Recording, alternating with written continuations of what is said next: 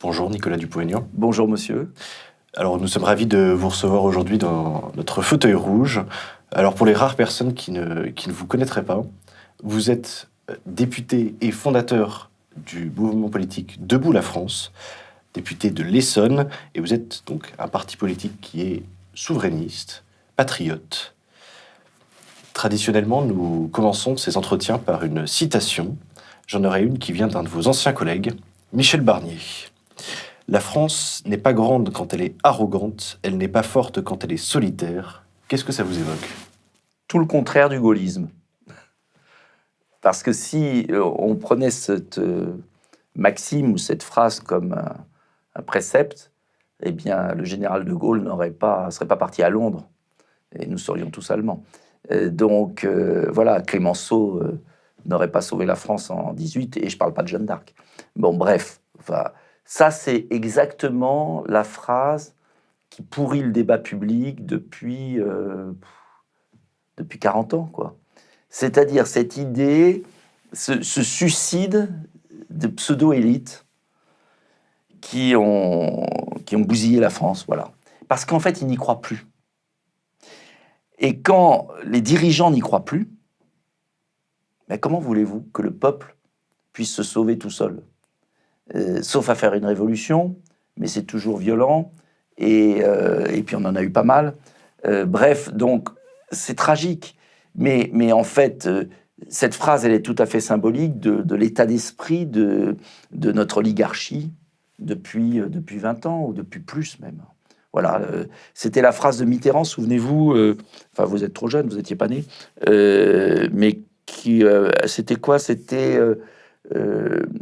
la France, notre patrie, l'Europe, notre avenir, enfin, ou la France, notre histoire, l'Europe, notre avenir, enfin voilà. C'est-à-dire que, et ça explique beaucoup de choses, parce que pourquoi les Français nous flottent, si je puis dire, c'est-à-dire ne se reconnaissent plus dans le pays, n'y croient plus aussi, c'est parce que leurs dirigeants n'ont plus de vision de ce qu'est la France, ne fixent plus un chemin, une ambition. Or, un corps social, c'est comme la bicyclette. À l'arrêt, on tombe. Et ça explique beaucoup de choses. J'entendais récemment, dans une émission de télé, je ne sais plus, un forum là, un soi-disant expert, parce qu'on en a des experts à la con qui passent leur vie à nous dire ce qu'il faut penser, et qui disait, vous vous rendez compte, la Turquie, grande puissance, etc.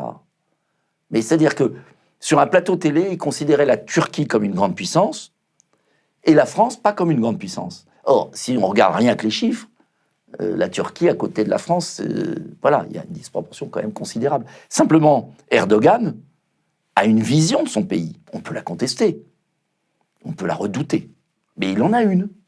Il sait où il va. Il agit comme s'il était une grande puissance. Nous agissons comme si on était un petit État. Voilà. Je voudrais commencer cet entretien en revenant sur votre parcours politique. Aujourd'hui, vous dites souvent que vous êtes engagé de façon générale pour la liberté. La libération du pays, pour la liberté des Français. Est-ce que quand vous avez commencé à vous engager en politique, c'était pour les mêmes raisons ? Non, pas obligatoirement. C'était plus pour la justice. Pour la souveraineté aussi, donc la liberté de la France. Mon premier vrai engagement... Non, j'ai eu 2 engagements. Le premier, 13 ans. 13 ans. Pour Jacques Chaban-Delmas, qui était candidat à la présidentielle de 74. Ça ne nous rajeunit pas. J'avais 13 ans, et c'était, à l'époque, la nouvelle société, c'était le gaullisme social.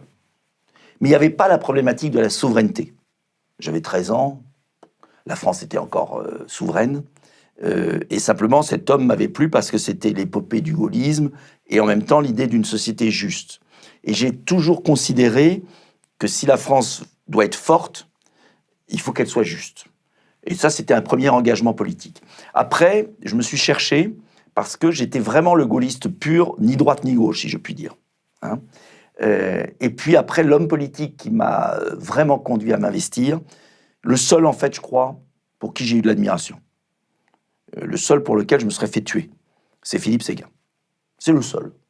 Voilà, dans ce marasme, dans cette cour des nains de jardin, le seul qui, je crois, avait vraiment quelque chose, c'était Philippe Séguin. Et je me suis engagé auprès de Philippe Séguin, et là, c'est Maastricht. C'est Maastricht, c'est 92. Donc, j'avais juste 30 ans. Maastricht. Et on a perdu Maastricht à rien. À rien. Et l'euro, c'est le tombeau de l'économie française. Voilà. C'est terrible. Et puis après, j'ai travaillé avec Philippe Séguin. J'ai découvert ses bons côtés, ses mauvais, mais c'était un grand homme. Et son discours pour la France, que vous pouvez retrouver sur Internet à l'Assemblée nationale, a tout décrit, tout anticipé. À l'époque, c'est Bavrez, Paul-Marie Couteau, des gens comme ça qui avaient participé, que je connaissais tous. Il avait réussi, Philippe Séguin, à agréger des gens. Il était président de l'Assemblée nationale. Il avait réussi à agréger des gens très différents qui alliaient l'attachement à la souveraineté de la France et puis aussi la rigueur budgétaire, une certaine exigence. Et ce discours pour la France, relisez-le tous, relisez-le. Il y a tout décrit, l'enchaînement fatal des abandons de souveraineté successifs.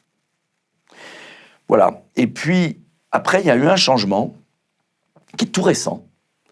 C'est l'affaire Covid. Et là, j'ai découvert, je veux dire, c'est un rebond dans mon engagement politique, c'est qu'il n'y a pas simplement la liberté de la nation, c'est-à-dire la liberté des Français collectivement de maîtriser leur destin, leurs frontières, leur budget, leur monnaie, leurs lois. Parce que si tous les gouvernements flottent et échouent depuis 30 ans, c'est parce que les présidents n'ont plus les leviers du pouvoir. Ils sont plus souverains. Voilà. Donc le peuple n'est plus souverain à travers l'élection. Donc le peuple est désarçonné, il vote pour des gens, mais ils ne peuvent pas agir. C'est comme un avion, vous montez dans un avion, vous croyez que le pilote tient le manche, mais en fait c'est un drone. Donc vous êtes conduit toujours à la même destination. Bon, bref, vous connaissez tout ça par cœur. C'est l'effondrement de notre démocratie parce qu'il n'y a plus de souveraineté. Mais j'ai découvert autre chose, et ça m'a énormément ébranlé. Voilà pourquoi c'est le combat de ma vie.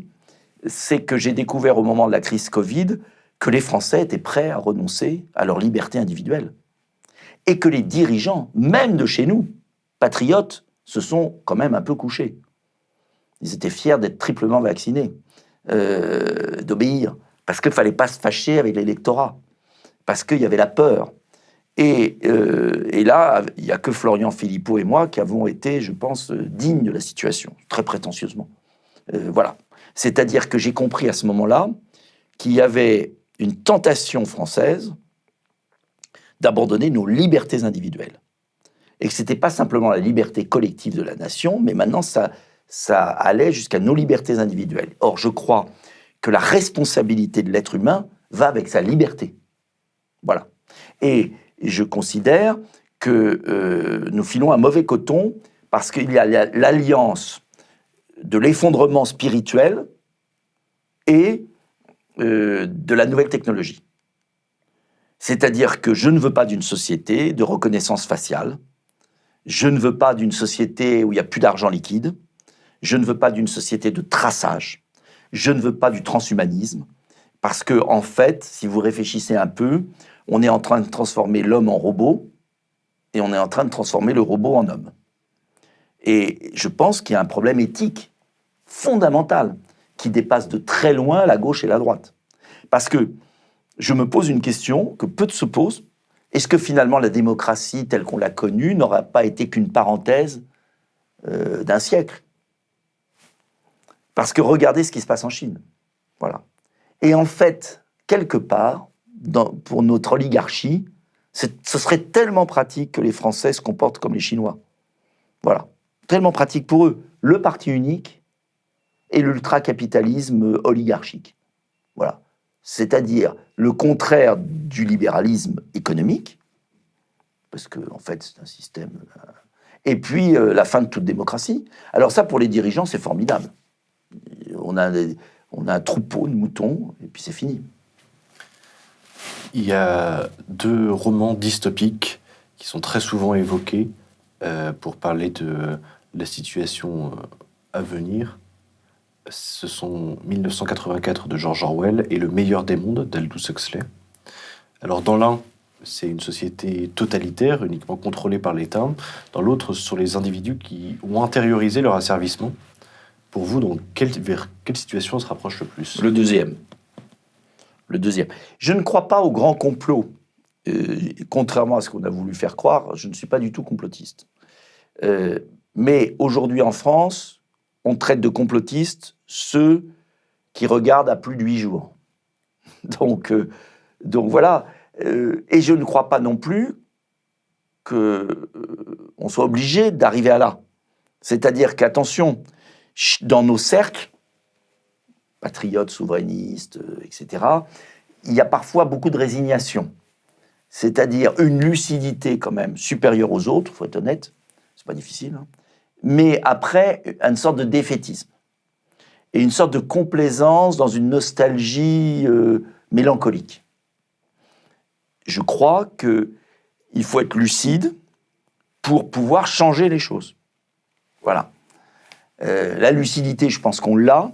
La capacité à changer les choses, on ne l'a pas. Pourquoi ? Parce que je pense qu'on est trop dispersé, parce que je crois qu'on est trop pessimiste parfois aussi, et que la grande difficulté, j'ai pas la recette, hein, parce que sinon j'aurais des sondages meilleurs, mais la grande difficulté, c'est d'arriver à convaincre nos concitoyens qu'ils ont en eux les capacités de changer le destin du pays.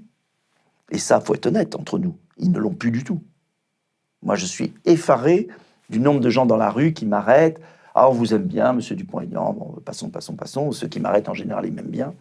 Mais c'est foutu, c'est trop tard. L'expression « c'est trop tard », je suis sûr que vous l'avez entendu 1000 fois. C'est trop tard. Eh bien, c'est trop tard, c'est un défaitisme, j'allais dire, vichiste, pétainiste, tragique pour la France. Et donc, alors est-ce que c'est parce que c'est un pays qui a vieilli démographiquement ? Est-ce que c'est parce que c'est un pays qui est usé ? Est-ce qu'on peut le réveiller ? C'est toute la question que je me pose quand j'ai des phases de doute, parce qu'on est des êtres humains comme vous tous.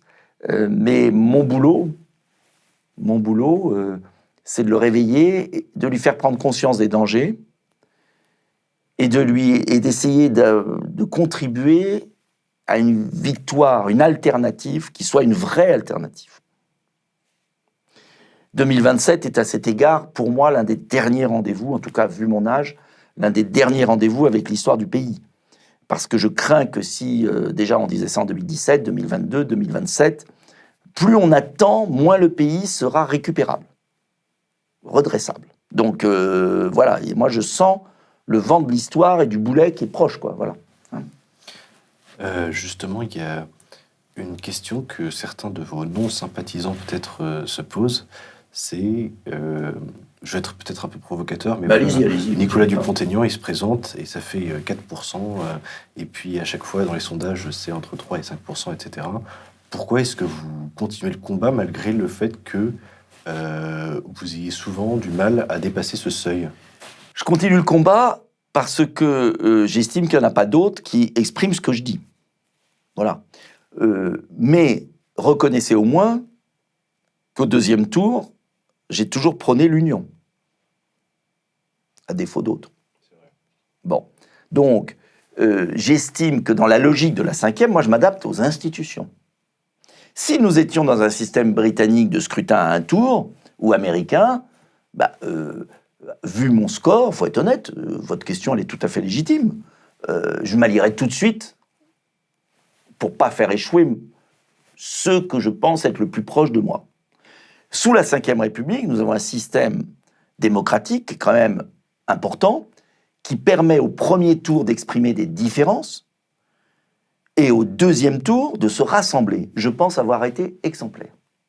Au point d'ailleurs qu'en 2017, j'en ai pris plein la gueule quand j'ai soutenu Marine Le Pen et que j'ai contribué quand même à sa dédiabolisation parce que j'étais le seul à oser le faire. Et à l'époque, souvenez-vous, même Philippe de Villiers, qui m'avait promis de me rejoindre, ne m'a pas suivi. Et je me suis retrouvé seul. Bon. Ensuite, je suis fier d'avoir contribué à ça, puisque ensuite d'autres l'ont fait. Reconnaissez aussi que pendant les campagnes de premier tour, je n'ai jamais critiqué mes collègues. mes concurrents, Éric Zemmour et Marine Le Pen. Et je pense que si Éric Zemmour et Marine Le Pen s'étaient moins critiqués entre eux, peut-être que les reports de voix eût été meilleurs. Bon. Donc, moi, j'ai envie de dire, laissez-moi vivre. Ce que je veux dire, c'est que je ne crois pas que c'est en rassemblant tout le monde dès le premier tour qu'on réglera le problème. La preuve, c'est que Marine Le Pen a accédé au second tour. Donc, 2 fois. Donc, elle n'a pas un problème de premier tour. Elle a un problème de second tour. Et le problème du second tour, c'est justement qu'il n'y a pas assez de voix différentes qui se rassemblent au second tour.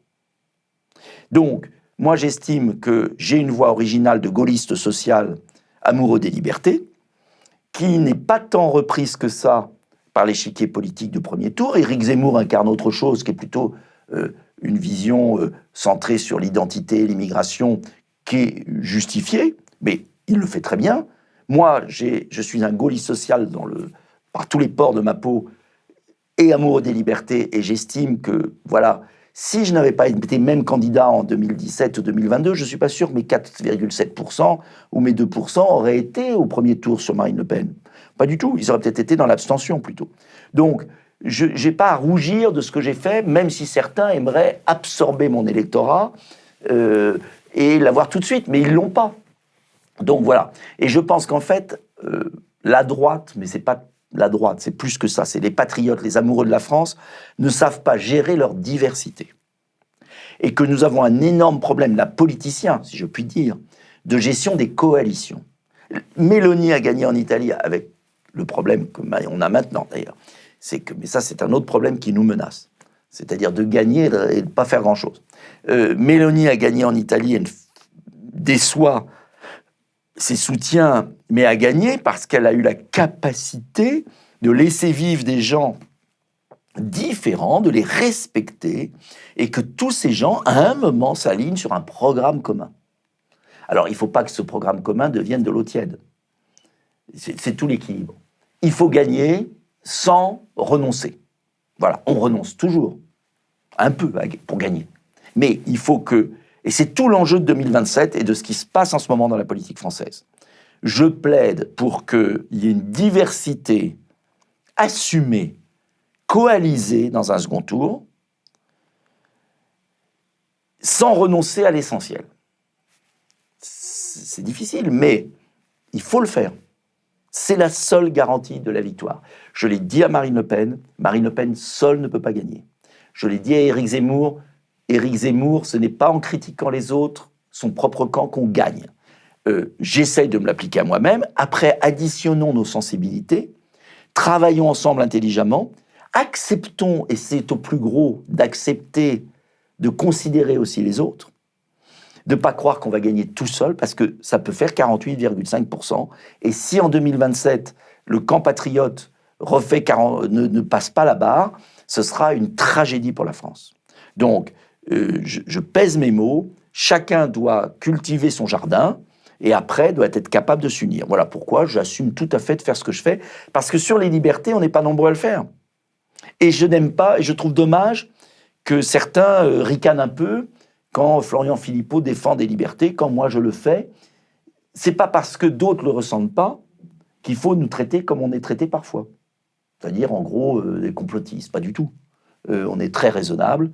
Et moi, je rêverais, je suis convaincu que c'est l'avenir.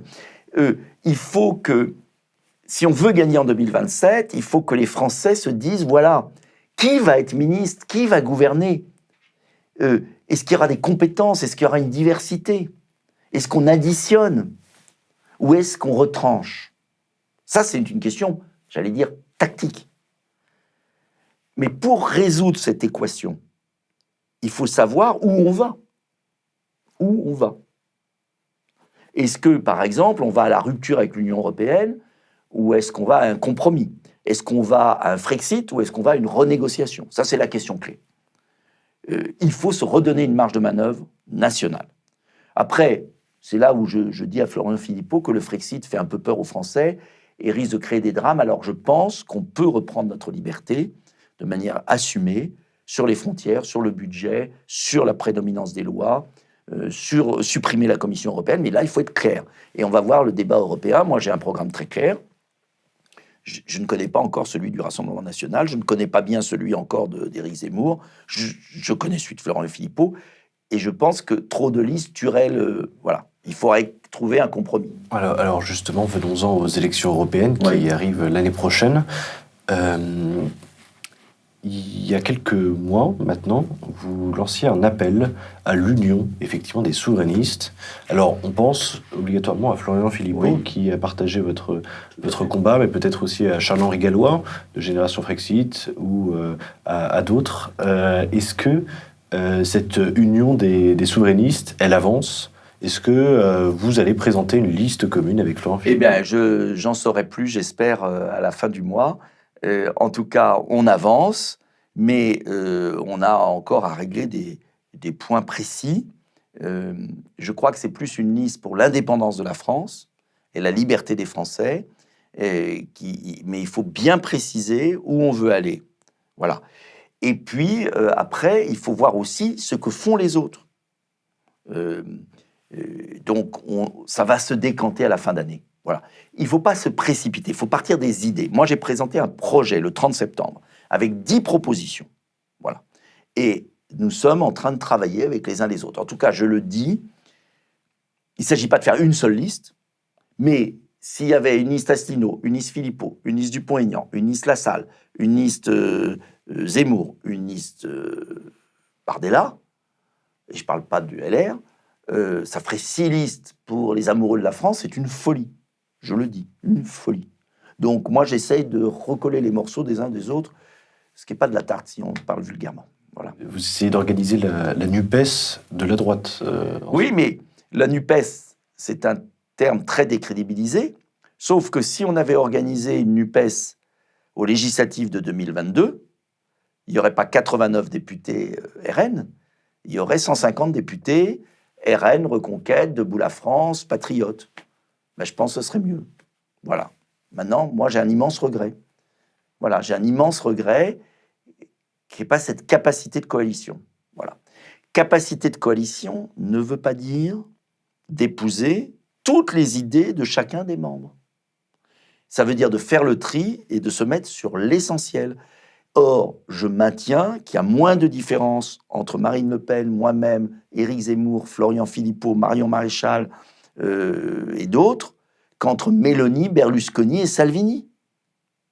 Et qu'entre les écolos, Faure, le GDR Roussel et Mélenchon. Alors vous allez me dire, c'est pas une référence, ils ont explosé en vol. Oui, sauf qu'ils ont explosé en vol, peut-être. Mais en attendant, s'ils n'avaient pas fait ça, ils n'auraient pas leur puissance de feu qu'ils ont à l'Assemblée. D'ailleurs, la preuve, c'est qu'Olivier Faure a un groupe, moi j'en ai pas. GDR, Roussel a un groupe, Zemmour l'a pas.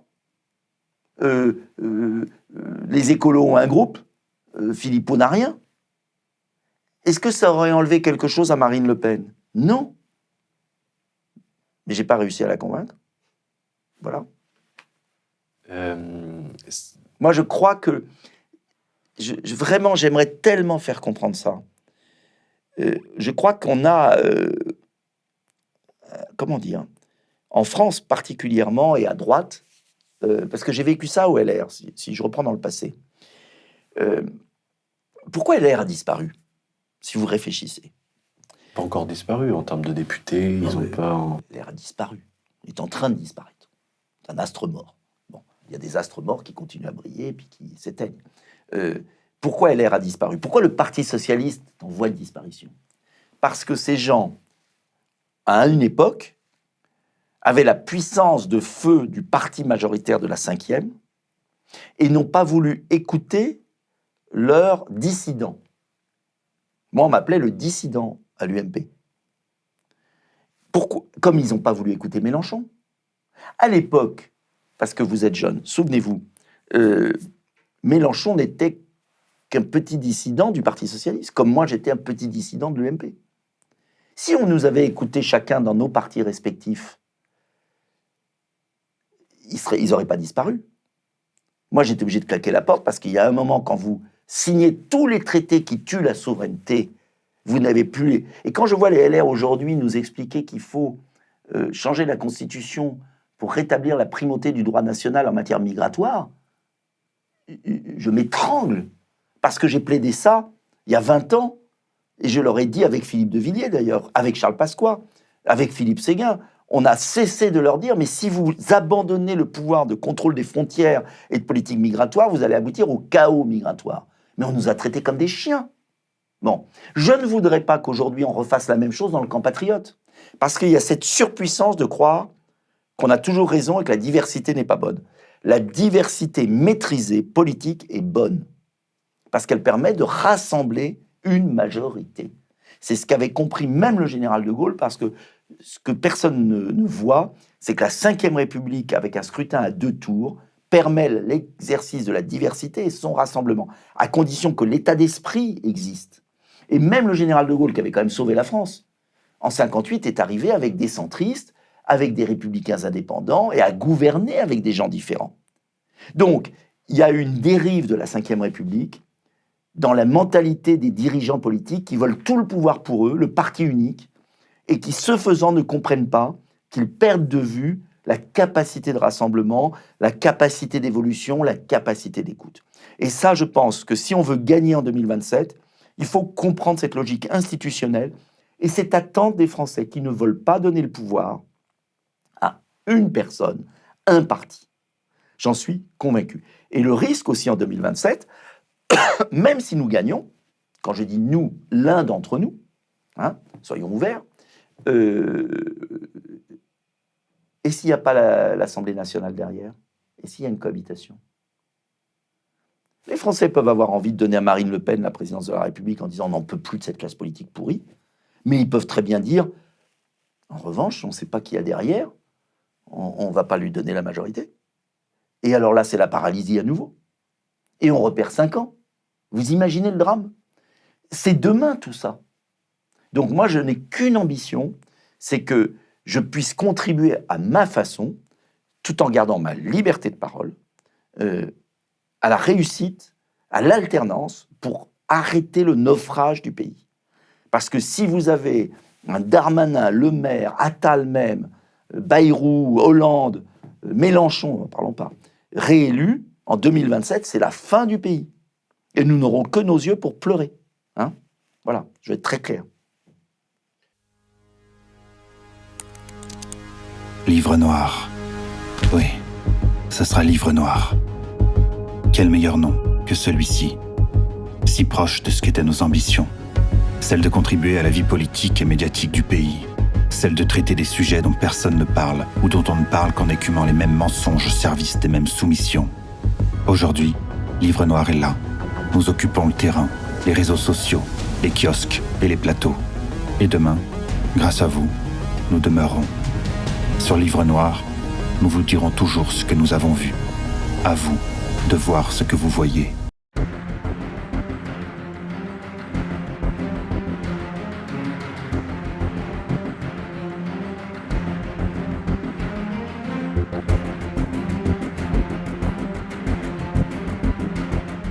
Alors maintenant, je voudrais partir sur la question de la souveraineté à nouveau. Pour vous dire, récemment, le Livre noir s'est rendu à Bruxelles et en discutant avec les gens qui travaillent là-bas, on a constaté quelque chose, c'est que les Français ne se rendent absolument pas compte de ce qui se passe là-bas. C'est-à-dire que c'est extrêmement loin pour eux. Et pourtant, ça les affecte au quotidien. Comment vous expliquez le fait que ce soit aussi important et aussi peu remarqué à la fois? Vous avez totalement raison, c'est le problème majeur. Je l'explique parce que nos dirigeants, depuis 30 ans, ont dissimulé aux Français l'étendue des abandons de souveraineté qu'ils ont acceptés. Ils le dissimulent pour 2 raisons. La première, c'est qu'ils ne veulent pas être responsables de cet abandon, donc ils le cachent. Et la deuxième, c'est que ça leur permet de faire toujours croire qu'ils ont un rôle important. Voilà. Donc, c'est très pratique. Les Français croient que leurs hommes politiques sont toujours surpuissants, alors qu'ils ont disparu. Et cela explique l'incapacité à changer les choses. Voilà. Mais le drame, c'est que le système médiatique est tellement pro-abandon de souveraineté qu'il dissimule ça aussi. Il n'y a pas que les hommes politiques. Tout le monde y a intérêt. Et c'est ce qui explique que les Français croient encore qu'ils sont souverains. Et croient encore qu'ils sont une grande puissance. Et c'est insupportable. Mais écoutez, je combats ça depuis... C'est tout mon engagement politique. Donc, 2009, première campagne européenne, 2009. Je ne sais plus quoi faire pour ouvrir les yeux des uns et des autres. Mais remarquez, on y arrive petit à petit. Là. Même les LR comprennent qu'il faut rétablir la souveraineté en matière de frontières. Mais ce qui est fascinant, c'est que M. Ciotti passe sa vie à dire, et M. Marlex, mais est-ce que vous croyez qu'ils remettent en cause l'accord de Schengen? Non. Même Jordan Bardella nous explique qu'on va rétablir les frontières uniquement pour les ressortissants des États tiers. Mais si on rétablit nos frontières, c'est pour tout le monde. Parce qu'on ne va pas demander à l'avance, il suffit qu'un ressortissant d'État tiers se fasse passer pour un ressortissant d'un pays membre, et comme il y en a 28, et que les 28 ne contrôlent rien du tout, donc soit on rétablit nos frontières, soit on ne les rétablit pas. Point. Le rétablissement des frontières, c'est mon combat permanent. Il n'y a pas de politique migratoire possible sans contrôler nos propres frontières. Tout le reste, c'est du bavardage. Mais je vous le dis, et c'est là où je veux vraiment examiner le programme de Jordan Bardella et aussi de Marion Maréchal, c'est qu'est-ce qu'ils disent concrètement sur les frontières. Si c'est pour faire des frontières passoires, ça ne sert à rien. Donc, le diable se niche dans les détails. Voilà. Et c'est là où la liste souverainiste, patriote, peut être utile pour mettre le doigt sur les choses. Mais encore faut-il qu'on ait un débat. Voilà. Or, l'autre problème français entre nous, c'est le problème médiatique. C'est le problème français. Alors, heureusement, des sites comme les vôtres et le succès d'Internet. D'ailleurs, le succès d'Internet s'explique tout naturellement, c'est que les Français ne trouvent pas le débat, ne trouvent plus le vrai débat dans nos médias. Je ne remets pas en cause tous les journalistes. Simplement, on ne peut plus débattre dans nos médias. C'est devenu un lavage de cerveau tellement grossier que beaucoup de gens ne regardent même plus. Je suis stupéfait du nombre de gens dans la rue, de tous milieux sociaux, de toute origine, qui me disent « Ah, mais nous, on ne regarde plus la télévision, on n'écoute plus la radio. » Alors, en fait, ils l'écoutent quand même. Ils sont influencés quand même. Mais on ne supporte plus. Et moi, j'aimerais bien avoir les études médiamétrie pour voir vraiment si... en tout cas, je pense qu'il y a une baisse d'audience, de durée. Mais ce serait intéressant d'avoir sur les journaux télévisés. Il n'y a que les plus de 70 ans qui continuent à écouter les journaux télévisés. Pourquoi ? Parce que c'est insupportable. Donc, il y a bien un moment où la vérité va apparaître. La preuve, c'est que sur le temps long, les phénomènes politiques apparaissent. La disparition des LR et du Parti socialiste, les deux partis dominants sur 20 ans, est quand même explicable par le bon sens populaire. Donc, on peut espérer qu'à force, les gens comprennent. Voilà. Mais comment, et c'est là ma difficulté, et c'est peut-être pour ça aussi qu'on a du mal à augmenter, comment arriver à présenter une alternative politique à partir du moment où on n'a pas le droit à la parole dans les médias traditionnels. J'ai fait une étude des chiffres Arcom, ancien CSA. La NUPES est surreprésentée dans les médias français de manière colossale. Si vous prenez NUPES par rapport au bloc RN, Reconquête, Debout la France et même LR, ils ont 10 points de plus de temps de parole que tous les autres. Que toute la droite et patriote. 10 points plus. C'est colossal. Il y a des mois où sur certaines chaînes, les écolos ont plus de temps que le Front National. Moi, j'ai été à 0 sur un trimestre sur certaines chaînes. 0. Éric Zemmour est à moins de 2%, alors qu'il a fait 7. Marine Le Pen est dans les 12-13%, alors qu'elle a quand même fait 25. Donc la sous-représentation et le déséquilibre d'antenne est scandaleux. Voilà. Donc ça, c'est un combat majeur à mener. Majeur. Parce que si là, le miroir politique et sociétal n'est pas le bon, comment voulez-vous que les Français puissent saisir une alternative ? Ils ont compris qu'ils étaient mal gouvernés. Mais en revanche, ils sont influencés par l'état d'esprit ambiant. Juste avant l'interview, nous en parlions, mais vous êtes, comme on dit, shadowban, donc censuré sans que ce soit tout à fait officiel par Facebook. Est-ce que vous pensez que justement ces entreprises, ces GAFAM extrêmement puissants, américains, peuvent avoir le droit, en vertu du droit des entreprises, de contrôler ce qui est dit sur leur plateforme et effectivement de censurer quand... Alors ça, c'est un autre problème. Je vais être très franc. À un moment, je me suis dit, bon, je ne peux pas m'exprimer dans les médias traditionnels ou de manière très réduite.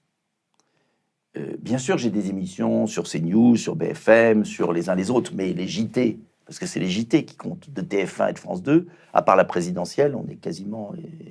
Voilà. Bon. Donc, heureusement, il y a les réseaux sociaux. J'étais premier sur Facebook à égalité toute l'année du Covid, 2021, avec Macron, Marine Le Pen et Mélenchon. Avec moins de followers, j'avais 650 000, eux étaient à 2 millions, mais moi, c'était des vrais comptes, à la différence de Macron, et surtout, mes vidéos faisaient des millions d'exemplaires.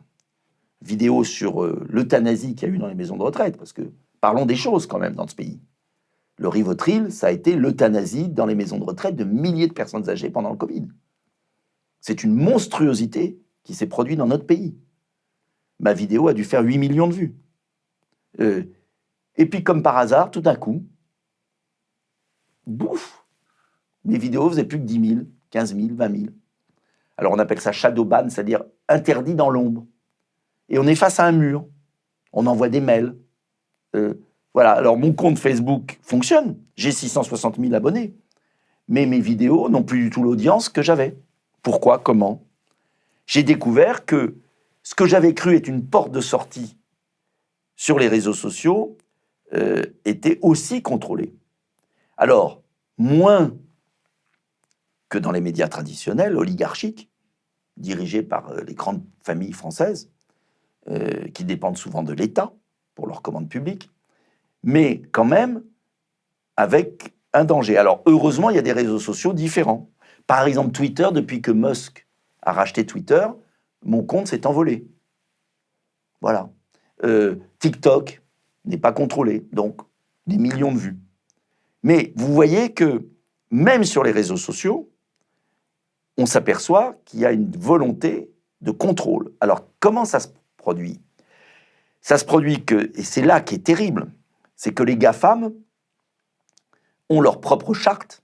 Par exemple, vous ne pouvez pas parler d'ivermectine, d'hydroxychloroquine, du professeur Raoult, des médicaments qui soignent, ni critiquer les injections et les vaccins anti-Covid, parce que l'industrie pharmaceutique a dû faire un deal avec les GAFAM. C'est impossible. Et puis, je pense qu'il y a aussi des accords entre les gouvernements et les GAFAM. Je te laisse ton monopole de GAFAM, mais en échange, tu modères. C'est le DSA, le règlement européen de Thierry Breton, qui permet depuis le 25 août dernier la censure sur les réseaux sociaux. Et M. Breton fait le tour du monde, en ce moment, pour essayer de généraliser cette censure des réseaux sociaux. Et vous avez vu la guerre qu'il mène contre Musk, parce que, évidemment, X, le nouveau Twitter, est un élément de liberté face à la censure de l'Union européenne. Censure liée à un fonctionnement oligarchique des grandes entreprises mondiales.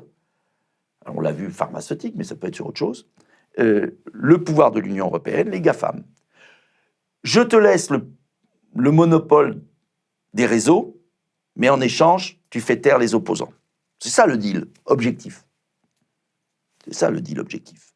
Si tu critiques l'immigration, t'es raciste. Et tu alimentes la haine.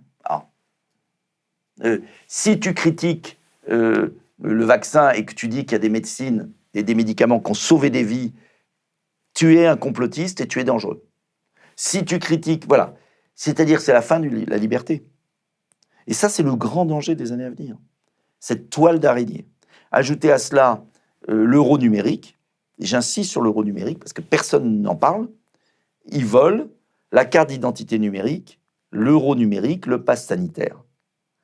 Ces trois éléments mis ensemble, et c'est ce qui est en train d'être préparé au niveau de l'Union européenne, le DSA, la loi Sren en France, le lancement de la carte d'identité numérique en France, l'euro numérique préparé pour 2030, la fondation Bill Gates qui demande qu'il y ait 50 États dans 5 ans qui aient l'identité numérique, le règlement de l'OMS supranational pour imposer des vaccinations même si les gouvernements n'en veulent pas. Vous avez là la toile d'araignée du forum de Davos, et ce n'est pas du complotisme. Il l'a dit, Klaus Schwab. La société du XXIe siècle est une société de transparence totale. Si vous n'avez rien à vous reprocher, pourquoi avez-vous peur d'être transparent? Cette société de la transparence totale, c'est une société totalitaire. Pourquoi je vous parle de l'euro numérique? Parce que l'euro numérique, c'est la fin de l'anonymat des transactions financières.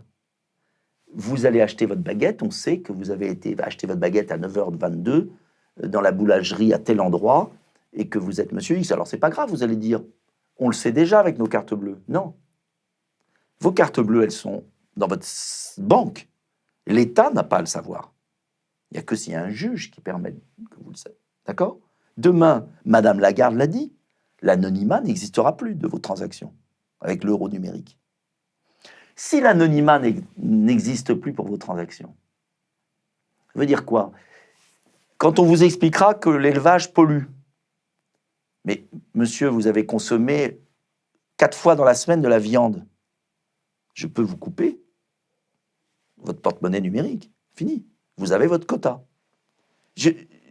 Ne croyez pas que je dessine un monde de science-fiction.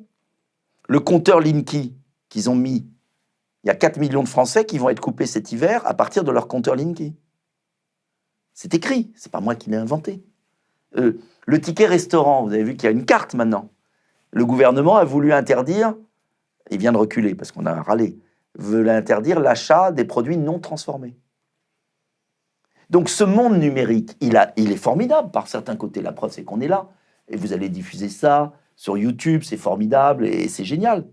Mais c'est aussi un instrument s'il n'y a pas de garde-fou. Donc moi, je ne suis pas contre le progrès. Le progrès peut être merveilleux. Et on n'arrêtera pas le numérique. On n'arrêtera pas l'intelligence artificielle. Mais en revanche, il est vital que la France arrête de confier tout à l'Union européenne et qu'il y ait des contre-pouvoirs dans notre pays et que les libertés individuelles soient préservées. Voilà, j'insiste là-dessus, parce que je suis le seul à en parler. Je voudrais me faire l'avocat du diable là-dessus. Allez-y. Est-ce que la liberté est vraiment un bien en soi et est-ce que c'est bien finalement de donner de la liberté à un peuple qui, en termes d'éducation, on l'a vu récemment, c'est mal lire. La moitié des élèves de 4e savent très mal lire. 90% des élèves ont quand même leur bac.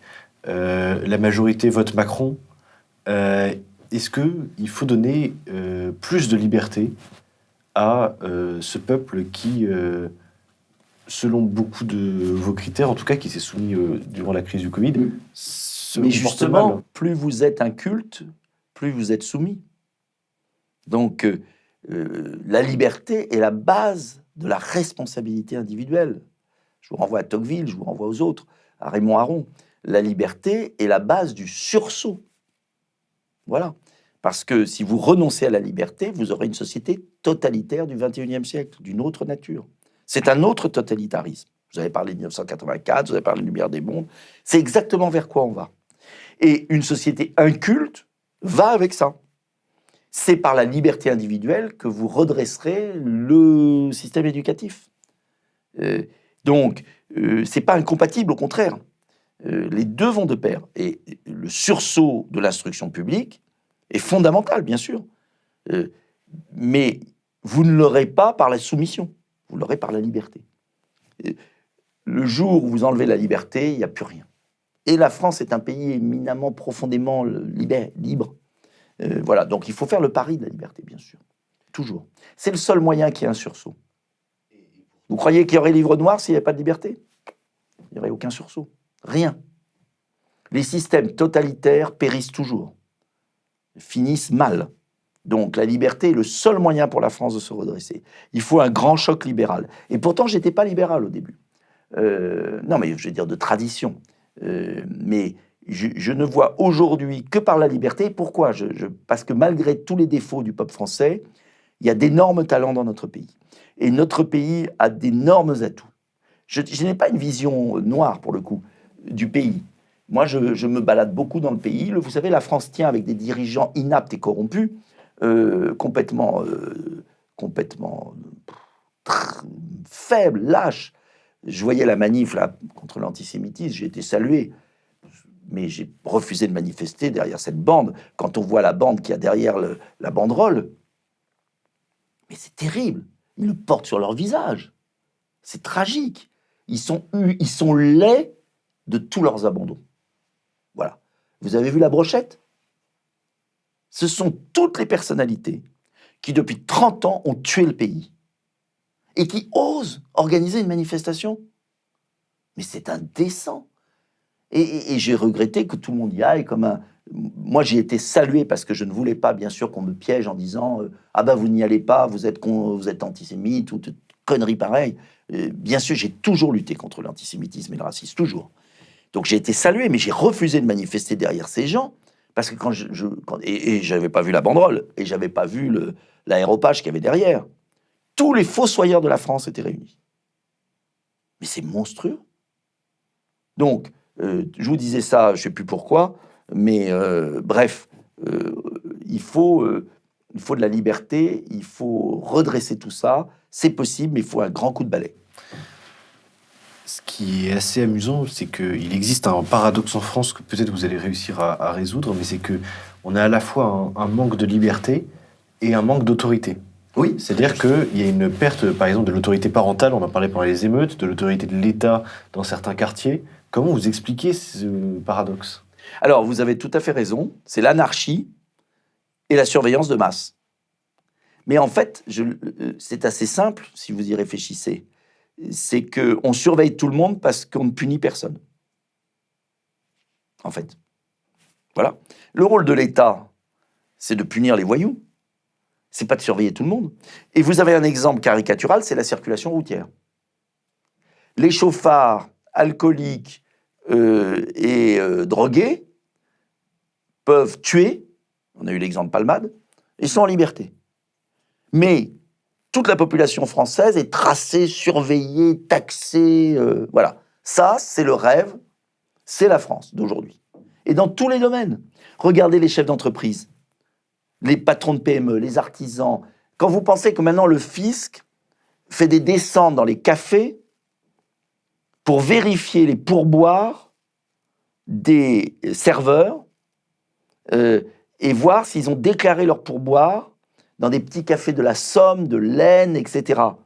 Et qu'au même moment, vous avez de la fraude à la TVA, de grandes entreprises, d'escrocs qui veulent des milliards d'euros. Ça, c'est la France.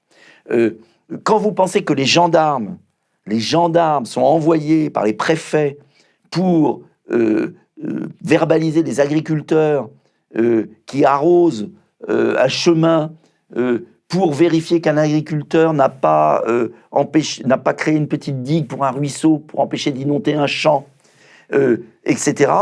Et qu'en même temps, vous avez des ferrailleurs roumains, albanais qui sont en train de piller les campagnes. Mais là, on fait rien. Donc, en fait, on a une société bureaucratique de surveillance de masse et on a de la délinquance au vol qui est complètement... voilà. Donc, c'est pas donc, vous avez raison de poser la question parce que c'est vrai que certains de mes collaborateurs me disent parfois « Oui, mais avec votre truc sur la liberté, vous imaginez pas le besoin d'autorité qu'il y a dans le pays. » Mais c'est pas incompatible. Pas du tout incompatible. Autorité face aux délinquants, face aux gens qui violent la loi, qui doivent être en prison. Mais liberté pour les honnêtes gens. Or, c'est exactement l'inverse. Surveillance des honnêtes gens et faiblesse d'autorité vis-à-vis des voyous. Donc, c'est le monde à l'envers dans ce pays. Non, mais la situation est dramatique. Alors, l'avantage de cette situation, c'est qu'on peut redresser très vite le pays. Parce que s'il y a des ordres clairs qui sont donnés au sommet et qu'on arrête d'emmerder les gens qui travaillent et qu'à l'inverse, on met tout sur les délinquants, je peux vous dire que le pays peut être redressé très vite. Et j'avais jamais compris comment De Gaulle avait redressé la France en 58, en 4 ans. Mais maintenant, j'ai compris. Parce qu'à partir du moment où un pays est si mal gouverné, au moins, vous avez une capacité de redressement forte. C'est comme une entreprise mal gérée. On s'étonne toujours que des repreneurs d'entreprises en difficulté, au bout de 10 ans, arrivent à en faire un miracle. Ben, en fait, c'est assez simple. C'est parce que quand quelque chose est tellement mal géré, si vous coupez la mauvaise gestion, vous pouvez redresser. Moi, je l'ai fait dans ma commune, où j'ai repris une commune en 95 qui était à l'abandon, ruinée, surendettée. En 4-5 ans, on l'a remis d'aplomb. Donc, il n'y a pas de fatalité. Vraiment. On peut redresser la France. Et il faut avoir confiance dans les Français. Ah oui, c'est ça que je voulais vous dire. Les associations, j'ai perdu le fil de ma pensée. Les associations, les chefs d'entreprise, tout ça porte le pays. Il y a des gens très bien en France. J'aurais, pour terminer cet entretien, une dernière question. Qu'est-ce que vous avez dans votre vie de tous les jours qui est, peut-être pas souverain, le terme serait peut-être un peu exagéré, mais par exemple, est-ce que vous consommez du Made in France, par exemple? Est-ce que vous avez éduqué vos enfants dans cette liberté? Comment est-ce que, dans votre vie personnelle, vous essayez de mettre en valeur votre engagement politique? C'est une question intéressante qui nous change des journalistes habituels. D'abord, pour mes enfants, je leur ai toujours appris à penser par eux-mêmes. Voilà. Penser par eux-mêmes. La deuxième chose que j'ai essayé de leur apprendre, c'est de se débrouiller seuls. Bien sûr, je les ai aidés énormément et je les aide parce que je suis un père gâteux. Mais quand même, de leur dire ne vivez pas dans un milieu, ouvrez vos yeux, ne soyez jamais prisonnier d'un milieu social. Voilà.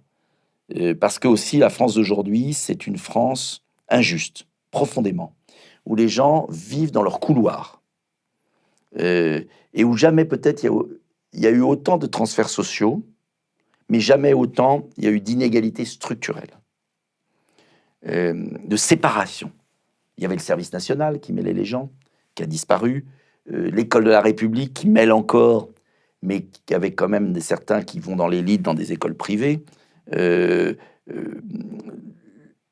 vie des entreprises, une jeunesse qui est complètement séparée, mondialisée, et une jeunesse des milieux ruraux qui est enfermée dans le milieu rural, une jeunesse des cités qui est enfermée dans ces cités. Donc, je reviens, voyez ce qui se passe, bougez, ne soyez pas prisonniers d'une vision. Voilà, soyez toujours curieux de tout. Ça, c'est pour ma famille. Pensez par vous-même, soyez curieux de tout, soyez pas prisonniers d'un milieu social. Parce que là aussi, manque de diversité, manque de regard, manque de conscience sociale. Ça, c'est pour mes enfants, je dirais. Et après, vous me disiez dans ma vie quotidienne, dans ma vie pour moi. Oui, par exemple, pour moi, c'est impensable d'acheter une voiture étrangère. J'ai vu je voyais hier soir, je voyais une voiture de la police municipale de Paris, une Ford, ou quand je vois des policiers dans une Volkswagen, quand je vois le Premier ministre circuler dans une Volkswagen, ça me rend dingue. Ça me rend dingue. Je ne comprends pas comment ils peuvent même s'asseoir dans une voiture qui n'est pas fabriquée en France. Oui, mais est-ce que c'est des milliers d'heures de travail? Donc, si on ne relocalise pas, mais on ne sera pas souverain. Alors, je vous dis pas je suis pas sûr que ça a été fabriqué en France ou ça. Je suis pas parfait, mais des produits qui coûtent cher, une voiture, je ne peux pas imaginer qu'on achète une voiture fabriquée à l'étranger. À la rigueur, je préfère qu'on achète une Toyota fabriquée à Valenciennes. Bon. Mais ça, c'est le problème des Français qui sont pas assez civiques. Donc, ça, peut-être, de montrer l'exemple sur le plan économique. Après, dans la vie de tous les jours, d'essayer, mais ça, est-ce que je sais le faire? D'essayer d'écouter les avis divergents. Je lis toute la presse quand même, faut du courage. Même Libé. Mais même parfois dans Libération, il y a un article intéressant. Bon, il faut d'abord supporter les autres. C'est dur. Mais il y a toujours, c'est ça qui est intéressant quand même, il y a toujours un article qui est différent. Les Échos, la pensée unique macroniste. Faut du courage aussi pour lire les Échos. Mais il y a parfois des articles intéressants. Donc, je pense qu'être ouvert sur les choses. Et puis, dernier point, on n'a pas parlé de politique étrangère. Mais moi, je suis à la Commission des Affaires étrangères depuis 15 ans, ça me passionne. Le monde change. Le Sud émerge. Et ça, je veux vous le dire, ce qui me révolte aujourd'hui, c'est que De Gaulle avait inventé le monde multipolaire alors qu'on était en guerre froide. D'accord ? Il a reconnu la Chine en 1964. Il a fait le discours de Phnom Penh, discours de Québec, discours de Mexico. La France était prisonnière du bloc Est-Ouest. Vous voyez l'audace qu'il fallait pour dire aux troupes de l'OTAN de partir en 1966. L'audace. Et maintenant que le monde est vraiment multipolaire, que nous avons des géants, et qu'on avait une carte à jouer magnifique d'équilibre du monde, la France est recroquevillée comme le caniche de l'OTAN. C'est une erreur stratégique magistrale, parce qu'on a un message à délivrer au monde, et nous sommes différents. Et la France, qui certes n'a que 70 millions d'habitants, etc., avait une capacité à jouer un rôle magnifique. Sarkozy, Hollande et Macron, en 15 ans, ont tué ça. Donc là, on a un boulot gigantesque à faire pour redresser la France. Il faut redresser la France à l'intérieur, assainir ses comptes, libérer l'entreprise, relocaliser, rétablir l'instruction publique, contrôler nos migrations, reprendre notre indépendance, avoir une politique d'aménagement du territoire. Et puis parallèlement, il faut exprimer aux yeux du monde une politique juste. Et on pourrait en parler sur la Russie, l'Ukraine et le Proche-Orient. Écoutez, sans doute pour un second entretien Livre Noir. En attendant, merci beaucoup d'être venu, Nicolas Dupont-Aignan. Et puis, je voudrais simplement dire à tous nos abonnés que voilà, nous allons mettre en place une plateforme qui permettra pour les prochaines interviews de pouvoir poser vous-même vos propres questions aux invités. Voilà. Donc, voilà, n'hésitez pas à vous abonner sur le site internet de Livre Noir et à nous rejoindre. Et bravo pour votre émission et votre initiative. Plus il y aura de petits ruisseaux de liberté, mieux ce sera. Merci beaucoup.